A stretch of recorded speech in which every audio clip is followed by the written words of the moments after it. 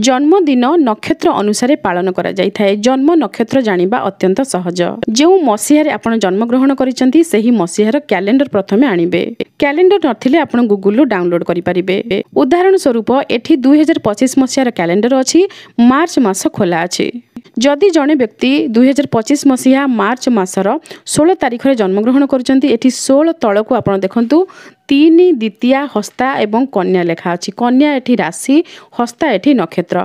ठीक सेही भली भाबरे आपण देखिबे 17 तारिख रे चित्रा नक्षत्र, 18 तारिख रे स्वाति नक्षत्र, 19 तारिख रे विशाखा नक्षत्र एवं 20 तारिख रे अनुराधा नक्षत्र रहिछि।